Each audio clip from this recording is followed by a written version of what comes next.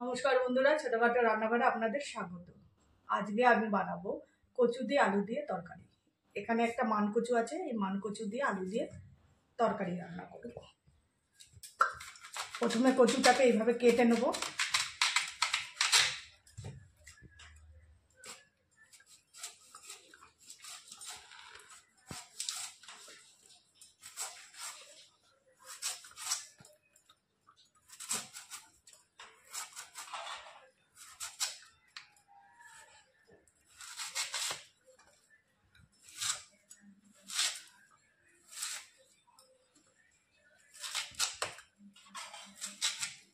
কচুগুলোর size এরম করে কেটে নেব।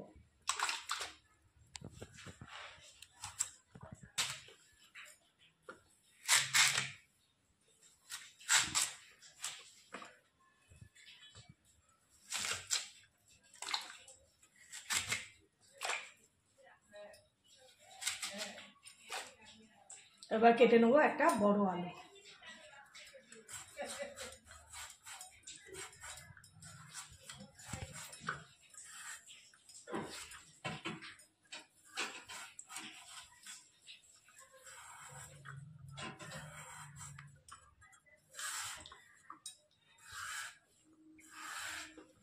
কচু যেইভাবে কেটেছি আলুগুলো সেইভাবে আমি একই মাপে কেটে নিই।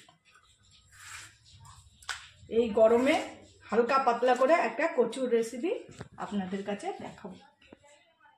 আলু আর কচু আমি কেটে নিয়েছি, ধুয়ে পরিষ্কার করে নিয়েছি। এবার এটা একটু আমি হালকাভাবে ভাপিয়ে নেব। চলুন তাহলে ভাপানো শুরু করে দিই। এখানে কড়াই বসিয়ে দিয়েছি, দিয়ে দেবো জল ভাপানোর জন্য। ভাপানো বা হালকা সিদ্ধ করে নেব। এবার কচুগুলো দিয়ে দিলাম।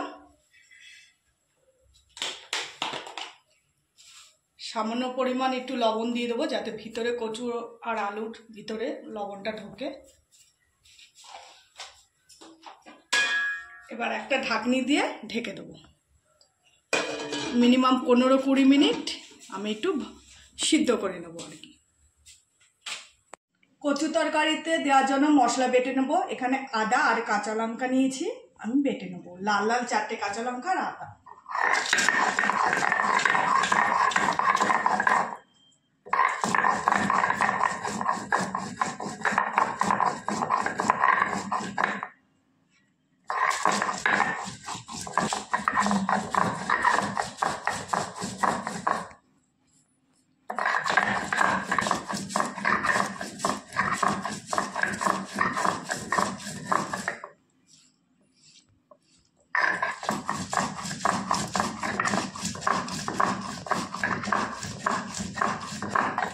আমার আদা আর কাঁচা লঙ্কা বাটা হয়ে গেছে। এবার আমি মশলাটা তুলে নেব।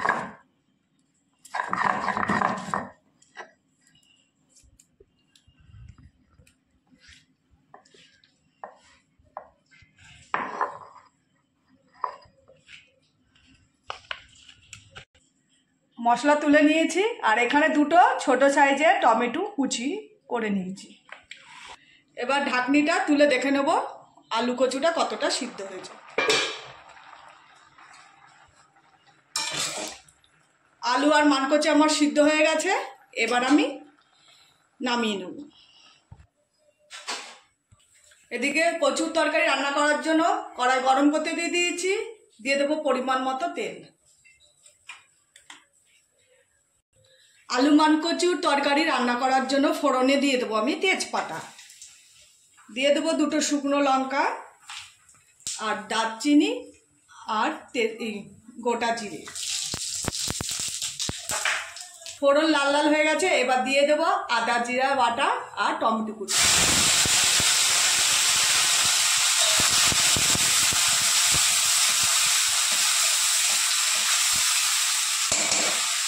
পুরোপুরি নিরামিষভাবে হবে তরকারিটা। আর আলু মানকচু তরকারিটা বেশিরভাগ আদা জিরা বাটা দিয়েই নিরামিষভাবেই ভালো লাগে। দিয়ে দেবো পরিমাণ মতো হলুদ।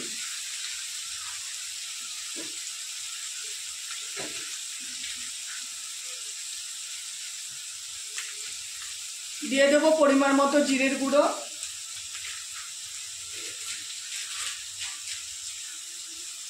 পরিমাণ মতো লঙ্কার গুঁড়ো, দিয়ে দেবো পরিমাণ মতো লবণ। সমস্ত মশলাগুলো ভালো করে কষিয়ে নেব।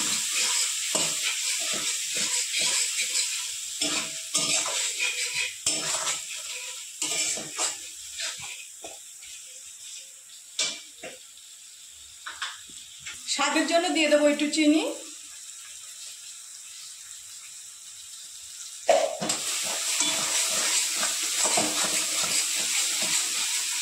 মশলাটা ভালো করে কষিয়ে তারপর আলু কচুটা দিয়ে কষিয়ে নেব, কারণ আলু কচুটা সেদ্ধ করা বেশিক্ষণ কষাতে হবে না।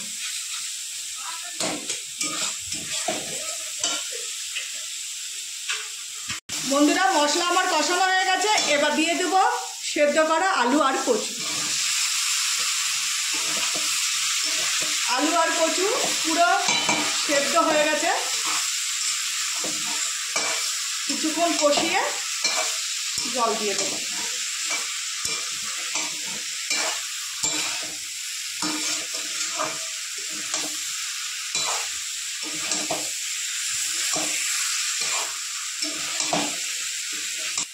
আলু কচু ভালো করে আমি কষিয়ে নিয়েছি, এবার দিয়ে দেবো পরিমাণ মতো জল।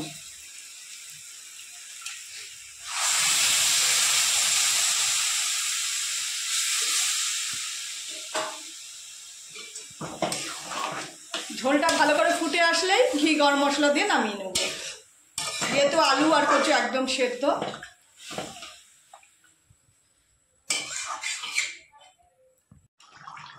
বন্ধুরা, ঝোল টকবক করে ফুটছে, আমার তরকারি হয়ে এসছে, নুন মিষ্টি আমি দেখে নিয়েছি। এবার নামানোর আগে আমি ঘি গরম মশলা দিয়ে নামিয়ে নেব। প্রথমে দিয়ে দেবো ঘি নামানোর আগে,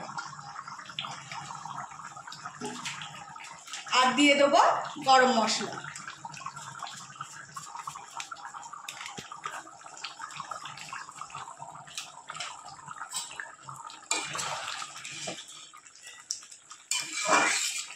এবার আমি এই ঝোলটাই মাখা মাখা নামিয়ে নেবো, নাহলে আলুটার কচুটা আলু টেনে নেবে।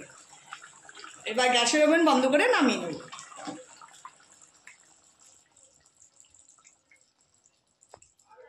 বন্ধুরা, এই হচ্ছে আমার আজকের রেসিপি মানকচু আলুর তরকারি, পুরোপুরি নিরামিষ। যদি রেসিপিটা ভালো লেগে থাকে একটা লাইক কমেন্ট শেয়ার করে দেবেন, আর এরকম রেসিপি দেখতে আরও কমেন্টে জানাবেন। আর মানকচু বাটা আমরা সবসময় খেয়ে থাকি, কিন্তু আলু মানকচু তরকারি খুবই কমই খাই, তাই আজকে রেসিপিটা করে আপনাদের দেখালাম। যদি ভালো লেগে থাকে সাবস্ক্রাইব করে দেবেন আর কমেন্টে জানাবেন। নমস্কার।